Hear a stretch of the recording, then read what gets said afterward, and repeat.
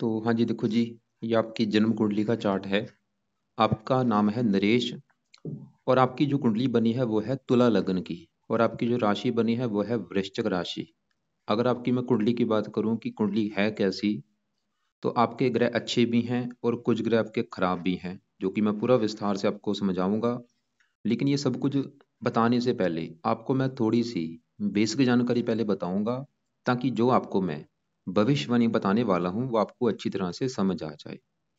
तो आपने जैसे पहले मेरे से कुंडली बनाई होगी, आपको मैंने बताया होगा कि जो कुंडली होती है इसमें टोटल 12 ग्रह होते हैं और 12 ग्रहों से कुछ ना कुछ देखा जाता है। और वो 12 ग्रह कौन से हैं मैं एक बार फिर आपको लिख देता हूँ। ये है, देखो जी, आपकी कुंडली का पहला ग्रह, ये दूसरा ग्रह, तीसरा ग्रह, चौथा, पांचवा, छठा ग्रह, सातवां ग्रह, आठवां ग्रह, ये है नौवां, ये आपका 10वां, 11वां और ये 12वां ग्रह। ये जो 12 ग्रह हैं, इन 12 ग्रहों से कुछ ना कुछ देखा जाएगा। जैसे कि ये जो पहला ग्रह है, पहले ग्रह से देखा जाएगा कि आपका शरीर कैसा होगा, आपकी हेल्थ कैसी होगी, स्वभाव कैसा होगा, आपका रंग रूप कैसा होगा, इस पहले ग्रह से देखेंगे। दूसरा ग्रह आपके है धन जोड़ने का, कि आप कितना धन जोड़ पाएंगे। तीसरा ग्रह है आपके छोटे भाई बहनों का घर। चौथा ग्रह आपकी है माता, मकान, वाहन का। पांचवा ग्रह आपके बच्चों का है। छठा घर है शत्रु, रोग, कर्जा। सातवां घर आपकी पत्नी का घर है। आठवें घर से आपकी उम्र देखी जाएगी। नौवें घर से आपका भाग्य देखेंगे। 10वां घर आपके काम काज का है, नौकरी कारोबार जो आप करेंगे। 11वां घर होता है लाभ का घर। और 12वें घर से आपके खर्चे देखे जाएंगे। तो आपने देखो जी, दो बातें मेरी नोट कर लेनी है। पहली बात, आपको जो मैंने 12 घर बोले हैं वो याद कर लो। दूसरी बात, इन 12 ग्रहों से क्या क्या देखा जाएगा वो याद कर लो। अब आप ये देखो कि आपने देखना क्या है, आपका सवाल क्या है, आप वो घर देखो। जैसे कि क्या सवाल है, कामकाज को लेके। तो ये 10वां घर आपके मैंने कामकाज का बोला है। अब देखो जी, आपके कामकाज के लिए हमें ये 10वां घर देखना पड़ेगा। और 10वें घर में देखो क्या लिखा है, चार। चार है कर्क राशि। कर्क राशि का जो मालक होता है वो चंद्रमा होता है। तो आपके कामकाज के लिए हमें चंद्रमा को देखना पड़ेगा, क्योंकि वो 10वें घर का मालक है। ऐसे ही ये 7वां घर आपकी मैंने पत्नी का बोला है। तो अगर आपकी पत्नी का सुख देखना है कि पत्नी कैसी होगी, पत्नी से आपकी बनेगी या नहीं, 7वां घर, और 7वें घर में लिखा है एक। एक है मेष राशि। मेष राशि का जो मालक है वो है मंगल। तो आपकी पत्नी के लिए हमें मंगल को देखना पड़ेगा। तो देखो जी, मेरा कहने का मतलब ये है कि आपने जो कुछ देखना है, आप वो घर देखो। और उस घर का जो मालक बना है वो मालक आपने देखना है। अब आपको मोटा मोटा बेस की जानकारी समझ आ चुकी है। अब बात करते हैं भविष्यवाणी की। और भविष्यवाणी में सबसे जो जरूरी होती है वो है दशा देखनी। मतलब ये जो 9 ग्रह होते हैं कुंडली के, ये जो 9 ग्रह हैं, ये ज्यादा एक्टिवेट कब होते हैं, जब इनकी चलती है दशा। और जो दशा होती है वो दो प्रकार की होती है, एक महादशा, एक अंतरदशा। महादशा बड़ी होती है जो कि आपके ऊपर चली हुई है केतु ग्रह की, जो कि चौथा महीना 18 से चली हुई है। और ये चौथा महीना 25 में जाके खत्म होगी। तो इसका मतलब ये है कि आपके जीवन के ऊपर वर्तमान में जो बड़ा असर है वो केतु का है, क्योंकि केतु की महादशा चली हुई है। और इसका कितना असर है, 80%। मतलब आपकी 100 में से जो 80% लाइफ है, वो 80% आपके ऊपर जो असर है वो है केतु का। और 20% आपके ऊपर असर है शनि का, जिसकी चल रही है अंतरदशा। ये तीसरा महीना 23 से चली हुई है और चौथा महीना 24 में खत्म होगी। तो मेरा भाई कहने का मतलब ये है कि आज के समय में वर्तमान में आपके जीवन के ऊपर जो असर है वो इन दो ग्रहों का है, केतु और शनि का। खासकर केतु का बड़ा असर है, शनि का है कम। और एक आपके ऊपर शनि की डेया भी चली हुई है। इस डेया का भी असर है, जो कि आपके ऊपर चली हुई है 17 जनवरी 2023 से। पिछला 1 साल हो चुका है, अभी भी 1.5 साल की पड़ी है। क्योंकि जो डेया होती है वो 2.5 साल की होती है। तो मैं एक बार फिर रिपीट करता हूँ कि आपकी लाइफ में आज के समय में आपके जीवन में जो चीजें हो रही हैं, जो घटनाएं हो रही हैं, उसका कारण है एक तो केतु की बड़ी महादशा, दूसरा कारण है शनि की दशा, और तीसरा कारण है शनि की डेया। सबसे पहले केतु की बात करते हैं कि वो अच्छा है या बुरा है। अगर तो अच्छा हुआ केतु, फिर तो आपको देगा अच्छे फल, आपकी लाइफ में अच्छा ही अच्छा होगा। लेकिन अगर आपका केतु खराब निकला, फिर आपको खराब फल देगा। अब अगर आप मेरे से पूछते हैं कि केतु अच्छा है या बुरा है, तो मैं आपको बोलूंगा आपका जो केतु है 100 में से आपको 60-70% खराब फल देगा। ऐसा क्यों? केतु आपका देखो जी यहाँ पे बैठा है 5वें घर में। सवाल है कि केतु इतना खराब है क्यों? क्यों बोल दिया मैंने भाई खराब है? 60-70 से भी ज्यादा खराब फल दे सकता है। वैसे आइडिया लगाया कि इतने खराब फल तो देगा ही, मतलब ज्यादा आपको खराब फल देगा। तो केतु खराब होने का कारण है कि आपकी कुंडली में बना है काल सर्प दोष। यहाँ पे देखो केतु बैठा है और यहाँ पे बैठा है राहु। ये राहु और केतु, और ये हिस्सा आपको देखो पूरा खाली दिख रहा है। छठा, सातवां, आठवां, नौवां, 10वां, इन घरों में आपको कोई ग्रह नजर नहीं आ रहा। इसे कहते हैं काल सर्प दोष, मतलब सभी ग्रह उस साइड में चले गए। तो आपकी भाई कुंडली में बना है काल सर्प दोष। और ये जो दोष होता है जब किसी की कुंडली बनता है, उस बंदे को लाइफ में बहुत सारी दिक्कतें आती हैं, परेशानियां आती हैं, वो बंदा जीवन में आगे नहीं बढ़ पाता, उसको मेहनत का फल नहीं मिलता, हेल्थ खराब होती है, दुश्मन बनते हैं। और ये जो दोष है, ये ज्यादा एक्टिवेट कब होता है, इसका जो बुरा असर है वो कब मिलता है? जब इन दोनों में से किसी की दशा चलती है। मतलब जब भी आपके ऊपर कभी राहु की दशा होगी, वो आपका बुरा समय होगा। जब भी आपके ऊपर कभी केतु की दशा होगी, वो आपका बुरा समय होगा, क्योंकि ये जो दोष है उस समय एक्टिवेट ज्यादा होगा। और कमाल की बात क्या है कि आपके ऊपर भाई केतु की दशा चल रही है। तो आपको समझ आ चुकी कि मैंने क्या बोला कि केतु क्यों खराब है। पहला कारण वो आपके ऊपर उस जो बना है काल सर्प दोष, उसकी वजह से वो है खराब। और वैसे भी ये राहु केतु जो होते हैं, ये अच्छे ग्रह नहीं मानेंगे, ये होते हैं दानव ग्रह। इनकी जब भी दशा आती है, बंदे की लाइफ में दिक्कतें आनी शुरू हो जाती हैं। अब सवाल कि केतु आपका जहाँ बैठा है 5वें घर में, आपको देखो जी, अगर मैं पूछूं कि आप केतु कहाँ बैठा है, आप क्या बोलेंगे कि भाई मेरा केतु बैठा है 5वें घर में। लेकिन ऐसा नहीं है। क्यों? क्योंकि केतु चलत कुंडली में जो बड़ा हिस्सा है वो है चौथे घर के ऊपर। बैठा 5वें घर में है, लेकिन 5वें घर के फल नहीं देगा। देगा फल किसके? चौथे घर के। 90% जो फल देगा चौथे घर के हिसाब से देगा। और चौथा घर किसका है? माता, मकान, वाहन का घर। मतलब अभी जो केतु की दशा में आपको क्या होगा, आपको आएंगी माता संबंधी कोई ना कोई दिक्कतें, मकान संबंधी दिक्कतें पैदा कर देगा, वाहन संबंधी दिक्कतें पैदा कर देगा, भूमि, जमीन, जायदाद, इनको लेकर दिक्कतें पैदा कर देगा। और चौथे घर से 7वीं दृष्टि पड़ेगी 10वें घर के ऊपर, काम काज में दिक्कतें पैदा कर देगा। 12वें घर को देगा, खर्चे बढ़ा देगा। चौथा घर जन्मभूमि का होता है, जन्मभूमि से दूर भी जाना पड़ सकता है इसकी दशा में। जहाँ पे आपका जन्म हुआ है उसको छोड़ के कहीं दूसरी जगह जाना पड़ सकता है। और हाँ, वहां भी फायदा होगा। इसलिए भाई कोशिश करो अपनी जन्मभूमि को छोड़ के कहीं दूसरी जगह जाने की। जितना जन्मभूमि से दूर जाएंगे उतना ही फायदा होगा, चाहे वो कोई दूसरी कंट्री है, चाहे आपका अपना ही देश। तो आपको क्लियर हो चुका मैंने क्या क्या बोला है कि केतु की चल रही है बड़ी महादशा, वो है खराब क्योंकि काल सर्वदोष बना है। वैसे भी वो दानव ग्रह है, क्या खराब फल देगा? माता, मकान, वाहन को लेके, काम काज संबंधी और भी हजारों दिक्कतें हैं, क्योंकि सभी ग्रहों को भी कवर करना मोटा सा आपको बता रहा हूँ। मेन सवाल है कि इसको भाई सही कैसे किया जाए। तो इसके उपाय भी आपको मैं बाद में, सभी ग्रहों के उपाय बाद में बताता हूँ। पहले आपको मैं सभी ग्रहों को थोड़ा सा कवर कर लेता हूँ। अब जैसे कि आपको मैंने बोला था कि आपकी कुंडली में सबसे ज्यादा जो ग्रह खराब, जो आपका नेगेटिव दोष मुझे लगा है, वो है काल सर्प दोष। क्योंकि भाई जो काल सर्प दोष है वो दो ग्रहों से बनता है, राहु और केतु से। तो केतु की तो बात कर चुके हैं, अब राहु की बात करते हैं। क्योंकि आपका भाई राहु भी बहुत ज्यादा खराब है। और जो राहु है वो केतु से भी समझ लो 20 गुना ज्यादा खराब है। और राहु क्यों खराब फल देगा, क्या खराब फल देगा? राहु देखो जी कहाँ बैठा है, 11वें घर में। राहु, पहला कारण खराब होने का कि वो काल सर्वदोष बन चुका है। ऊपर से राहु जहां बैठा है 11वें घर में, ये जो 5 लिखा है ये सूर्य के घर में बैठा है जो कि इसका दुश्मन है। और साथ में गुरु के साथ बैठा है, चंडाल योग बना। अगर गुरु भी इसका दुश्मन है, मंगल के साथ बैठा वो भी इसका दुश्मन है। मतलब आपका जो मंगल है और गुरु है, ये दोनों ग्रह हैं बहुत ही अच्छे। मंगल भी अच्छा है, गुरु भी अच्छा है, लेकिन दोनों को खराब कर दिया इस राहु ने। क्योंकि राहु में इतनी समर्था है, जिस ग्रह के साथ बैठते उसको खराब कर देते हैं। क्योंकि ये दानव ग्रह है, ये दोनों देवते हैं। गुरु राहु बैठी चंडाल योग बना, मंगल राहु बैठा अंगारक दोष बना। तो राहु क्यों खराब है? पहला कारण कि वो काल सर्प दोष जो बना है इसकी वजह से वो है सबसे ज्यादा खराब। बड़ा खराब होने का कारण कि वो काल सर्प दोष लेके बैठा है। दूसरा खराब होने का कारण दुश्मन के घर में बैठा है।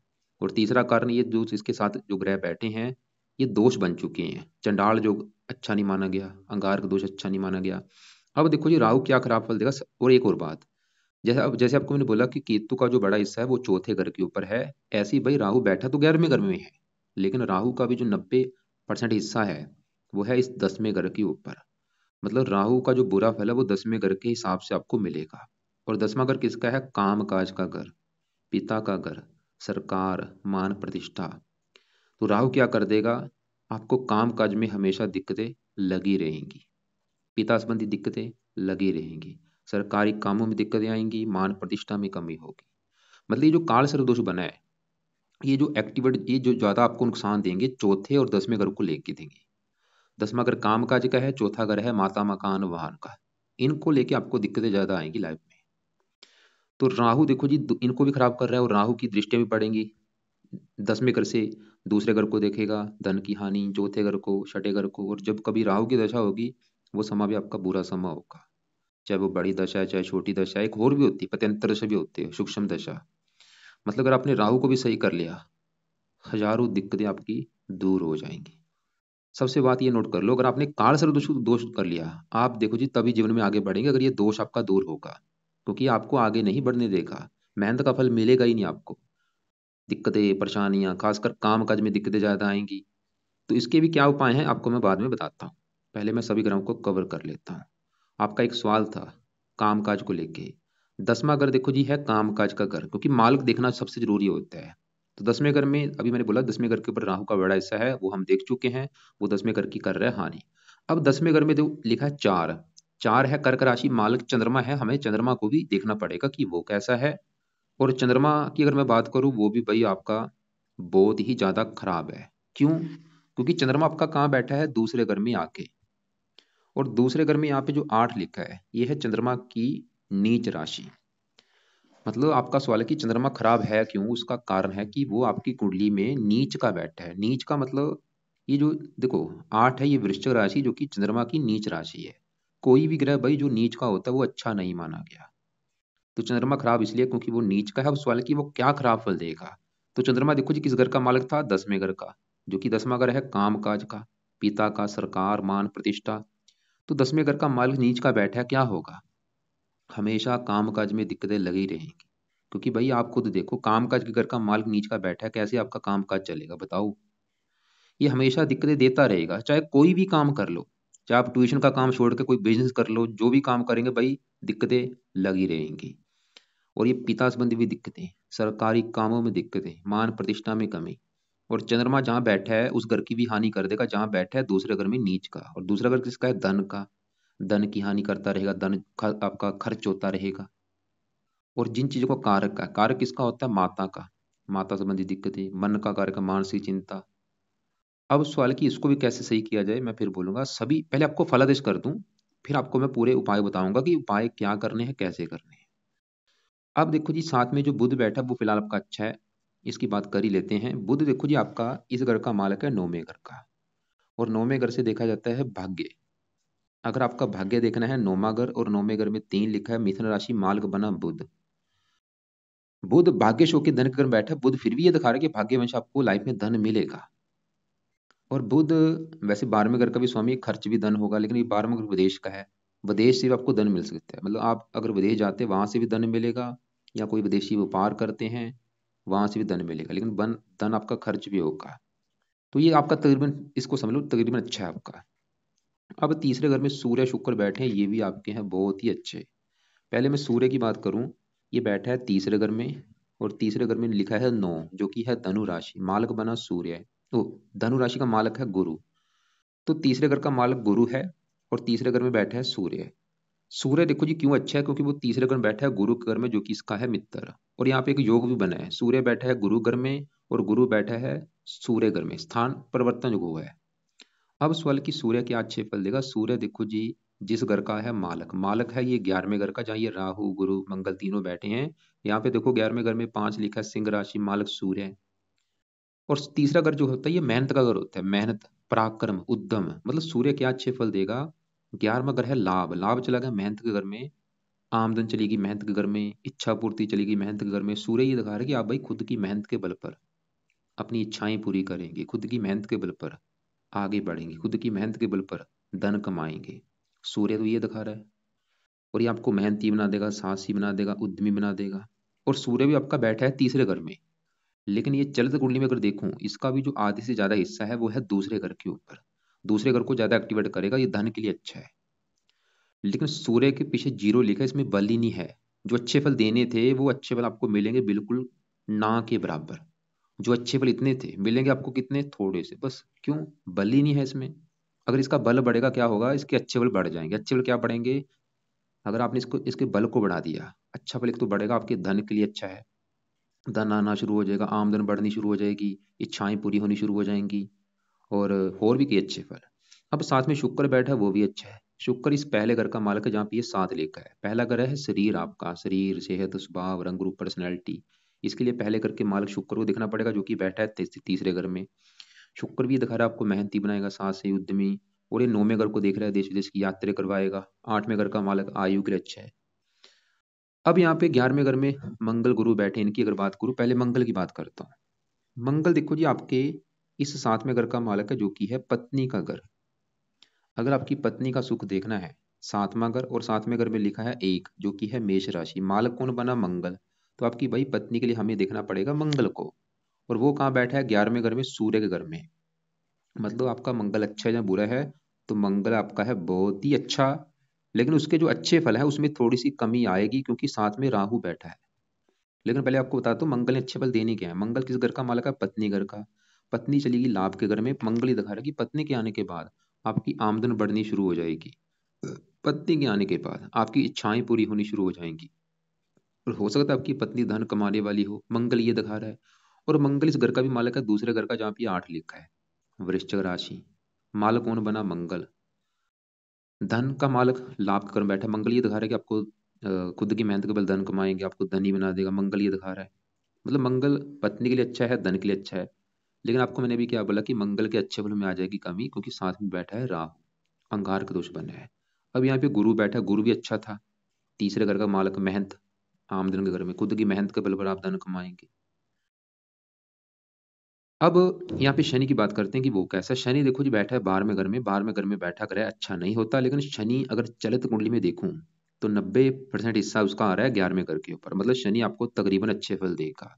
और जिसकी आपके ऊपर अभी दशा भी चल रही है, तीसरा महीना 23 ही चली हुई है, चौथा महीना 24 तक। तो शनि अच्छे फल क्या देगा, चौथे घर का मालक है। चौथे घर में यहाँ पे देखो लिखा है 10, जो कि है मकर राशि, मालक बना शनि। मतलब शनि आपका बैठा है 12वें घर में, लेकिन मालक है चौथे घर का, जो कि है माता, मकान, वाहन का घर। लेकिन अभी मैंने बोला था केतु चौथे घर को खराब कर देगा, माता, मकान, वाहन को लेकर दिक्कतें। लेकिन शनि फिर भी दिखा रहा है कि मकान, वाहन का सुख तो मिलेगा आपके। देखो जी, मैं दूसरे ग्रहों को कवर नहीं कर रहा, मैं एक बार फिर रिपीट करता हूँ मैं क्या कहना चाह रहा हूँ। मेरा कहने का मतलब ये है कि भाई आपका जो शुक्र है वो है अच्छा, सूर्य अच्छा है, बुध अच्छा है, मंगल गुरु अच्छे हैं, लेकिन इनके अच्छे फलों में आ रही है कमी। मतलब जो मंगल के अच्छे फल, मैंने क्या बोले थे कि पत्नी के लिए अच्छा है, लेकिन पत्नी से बंदी दिक्कतें आएंगी राहु के साथ बैठने की वजह से। मतलब पत्नी से होता है आपका लड़ाई झगड़े हो, पत्नी से मनमुटाव हो। गुरु भी अच्छा है, लेकिन राहु के साथ बैठने की वजह से चंडाल योग बन चुका है। ऐसे आपका मैंने बोला था सूर्य अच्छा है, लेकिन वो 0 डिग्री का बैठा है। तो अब देखो जी, सवाल है कि आपके जो ग्रह सबसे ज्यादा खराब मुझे लगे हैं, सबसे बड़े नंबर पे जो दोष आपका वही है कि जो आपका बना है काल सर्प दोष। एक तो अब आप सवाल है कि इस दोष को कैसे सही किया जाए, क्योंकि आपके ऊपर अभी केतु की दशा भी चल रही है। अब आप उपाय लिखो, क्योंकि आपका सबसे जरूरी है, सबसे पहले नंबर पे आपके लिए जरूरी है उपाय केतु ग्रह के, क्योंकि उसकी चल रही है भाई बड़ी महादशा। तो इसलिए आप सबसे पहले नंबर पे केतु के मंत्र सिद्ध करो 17,000।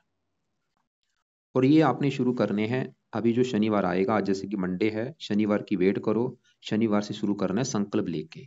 कैसे संकल्प लेना, आप ये बोलना कि हे केतु देवता जी, मेरा नाम नरेश है, मेरी जात ये है, गोत ये है, आपकी मेरे पर चल रही है बड़ी महादशा, और मैं चाहता हूँ कि आपका जो भी बुरा फल है वो प्लीज मुझे ना मिले, बल्कि आप मुझे अच्छे फल दो। इसलिए आज से आपके मैं मंत्रों की जो संख्या है 17,000 वो पूरी करने जा रहा हूँ।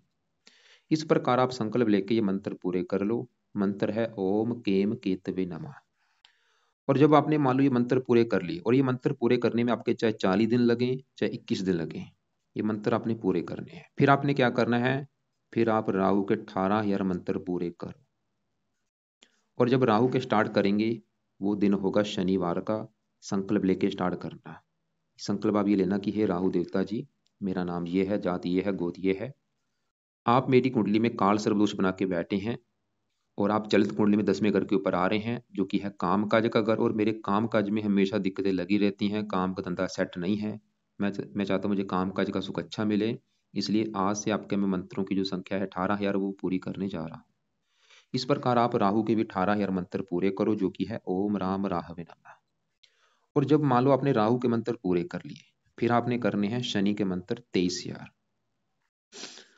ये वारी वारी से आपने करने हैं और करने हैं शनिवार के दिन से ही। मतलब केतु के जब स्टार्ट करेंगे शनिवार का दिन होगा, केतु के खत्म करने के बाद रेस्ट करो एक दो दिन, फिर वेट करो शनिवार की, जो शनिवार आएगा फिर राहु के मंत्र स्टार्ट करना। जब शनि के मंत्र पूरे हो गए, अब राहु के मंत्र, ये 18 या राहु के हैं, जब 18 यार आपने राहु के कर लिए, फिर आप शनि के स्टार्ट करना। और शनि के जब स्टार्ट करेंगे वो भी शनिवार का दिन होगा रात के समय। संकल्प लेके स्टार्ट करना। कैसे संकल्प लेना, आप ये बोलना कि हे शनि देवता जी, मेरा नाम ये है, जात ये है, गोत ये है, आपकी मेरे ऊपर चल रही है अंतरदशा और आप ही की मेरे ऊपर चल रही है एक दया, और मैं चाहता हूँ आप प्लीज मुझे अच्छे फल दो, मुझे कोई दिक्कतें ना आए, इसलिए आज से आपके मंत्रों की जो संख्या वो पूरी करने जा रहा हूँ। चलो मान लो आपने वारी वारी से मंत्र पूरे कर लिए, और आपका हो सकता है ये मंत्र पूरे करने में आपके 3-4 महीने लग जाएं। तो करने के बाद क्या करना है, फिर आपने शुरू करने हैं, क्योंकि केतु की दशा भी देखो जी 25 तक है। आपने हरजाना केतु कवच का पाठ रात के समय पढ़ना है। उसी के साथ आपने राहु कवच का पाठ पढ़ना है और राहु स्रोत का पाठ, और उसी समय आपने शनि चालीसा का पाठ पढ़ना है। केतु कवच, राहु कवच, राहु स्रोत और शनि चालीसा, ये रात के 4 पाठ आपने पढ़ने ही पढ़ने हैं रात के समय, और ये पाठ आपने पढ़ते रहना है भाई। और इसके अलावा और उपाय लिखो, क्योंकि शनि की जो डेया है अभी 1.5 साल और पड़े हैं। तो जब डेया अभी, मतलब आप क्या करो, 1.5 साल तक कम से कम हर शनिवार को शनि मंदिर माथा टेक के जरूर आओ। और वैसे भी आपकी कुंडली में आपके इष्ट देव हैं, शनि देवता हैं, वहां पे आपने प्रार्थना करनी है कि हे शनि देवता जी, मैं आपके मंदिर इसलिए आया हूँ क्योंकि आपकी चल रही है मेरे ऊपर अंतरदशा और आपकी एक दया भी चल रही है। मैं चाहता हूँ मुझे ये जो दिक्कतें हैं वो ना आए, मुझे काम धंधा अच्छा मिले। वहां पे प्रार्थना करो अपनी जाके। और आपने देखो जी, केतु और राहु दोनों का दान करना है लाइफ टाइम। केतु का दान है कुत्तों को रोटी डालना, रोजाना डालो। केतु का मंत्र करते करते रोटी कुत्तों को डालनी है। और राहु का दान होता है सतनाजा, जरूर करना है सतनाजे का दान, जो कि रोजाना कर दिया करो या हफ्ते में 3-4 दिन। और ये सतनाजे का दान भी आपने करना है लाइफ टाइम। तो ये हो गया आपके राहु केतु शनि के उपाय। जो पाठ बोले हैं ये है रात के समय। अभी मतलब आपका सुबह का टाइम पूरा खाली पड़ा है, तो सुबह के उपाय क्या है। आपको मैंने क्या बोला था कि आपका सबसे ज्यादा जो ग्रह खराब है वो 10वें घर का मालक चंद्रमा, और आपका चंद्रमा सही होगा तभी आपका काम धंधा चलेगा, क्योंकि वो 10वें घर का है मालक, जो कि है 10वां घर काम काज का घर। तो सबसे पहले आप आज जैसे कि है मंडे, अभी अगले मंडे से शुरू करना। आपने चंद्रमा के मंत्र एक बार पूरे करो, जो कि है 11,000। और आपकी मर्जी है, चाहे 11,000 कर लो, चाहे इसको आप 4 गुना ज्यादा 44,000 भी कर सकते हैं। और ये आपने शुरू करने हैं सोमवार से संकल्प लेके। आप ये प्रार्थना करना जब भी स्टार्ट करेंगे सोमवार सुबह के टाइम, कि हे चंद्र देवता जी, मेरा नाम नरेश है, जात ये है, गोत ये है, आप मेरी कुंडली के है 10वें घर के मालक, जो कि है काम काज का घर। और आप कुंडली में बैठे हैं नीच के, और मेरा काम धंधा बिल्कुल सेट नहीं है। मैं चाहता हूँ मुझे काम काज का सुख अच्छा मिले। आप मुझे एक समझ दो, रास्ता दिखाओ कि मैं कौन सा काम काज करूँ।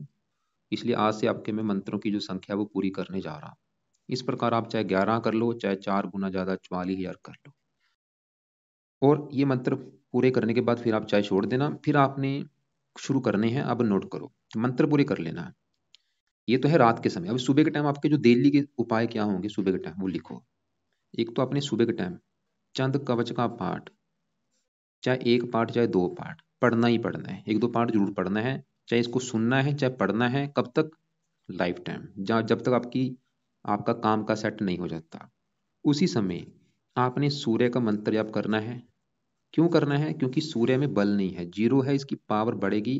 अगर इसकी पावर आपने 15 करनी है तो सूर्य का मंत्र आपको करना पड़ेगा रोजाना 1-2 माला, चाहे 1 माला कर लो, 2 कर लो। और सूर्य का जब मंत्र आप स्टार्ट करेंगे, मैं फिर बोलूंगा। अभी आज क्या है, मंडे, अभी अगला जो मंडे आएगा उससे आप ये पहले तो मंत्र पूरे करो। आपने मंत्र स्टार्ट कर दिए और आपका हो सकता है ये मंत्र पूरे करने में 1-2 महीना लग जाए। मंत्र खत्म करने के बाद फिर आपने चंद कवच का पाठ शुरू करना है, और उसी समय सूर्य का भी मंत्र आप 1-2 माला करना है। मतलब सूर्य का मंत्र बाद में स्टार्ट करना, पहले ये पूरे कर लो। और सूर्य का मंत्र एक चाहे 2 माला आपने करना है, और उसी समय चंद कवच का पाठ करना है। उसी समय आपने मंगल का भी करना है मंत्र जाप, और मंगल का भी आपने 1-2 माला करना है। और ये आपके हैं सुबह के टाइम पाए, ये है रात के समय। मंगल का क्यों करना है, क्योंकि भाई मंगल अच्छा तो है मैंने जैसे बोला, लेकिन वो राहु से पीड़ित है, हो सकता है उसके अच्छे फल आपको ना मिल रहे हों। और मंगल आपके धन का भी मालक है।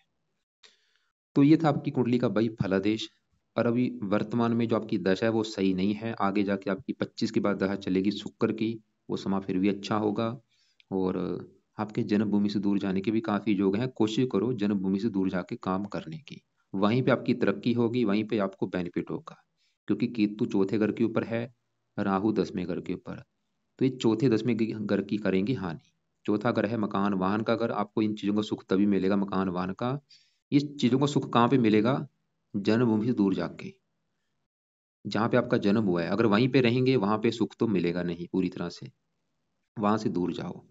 और एक काम आप करो, एक आपने रत्न धारण करना है जो कि है सूर्य का मानिकीय। ये रत्न आपने करना है राइट हैंड की इस रिंग फिंगर में। और इस रत्न को आपने या तो तांबे में या सोने में या पित्तल में जड़वा लेना है। संडे को धारण करना है, शुक्ल पक्ष के पहले संडे को। और ये रत्न आपने अपने वजन के अनुसार धारण करना है। अगर आपका वेट 80 किलो है, 8.25 रत्ती, 60 किलो वेट है, 6.25 रत्ती, ऐसे धारण करना है। और धारण करने से पहले एक बार कच्चे दूध में या गंगा जल में धो लेना, धारण कर लेना। इसके अलावा आपको कुछ अलग से वीडियो भेज दूंगा, उनको देख लेना। अब आपको मैंने दान किस किस का बोला नोट करो। एक तो आपको केतु का दान बोला है, कुत्तों को रोटी डालनी है। राहु का दान सतनाजे का। और चंद्रमा का दान आपने करना है हर सोमवार को सफेद रंग का दान। बस इन तीनों के दान करने, इसके अलावा दान किसी का नहीं करना। बाकी फिर भी कोई बात समझ ना लगी हो, जो आपके जो सवाल होंगे कॉल करके मुझे पूछ लेना। कल दोपहर के बाद 2 बजे के बाद मुझे कॉल कर लेना।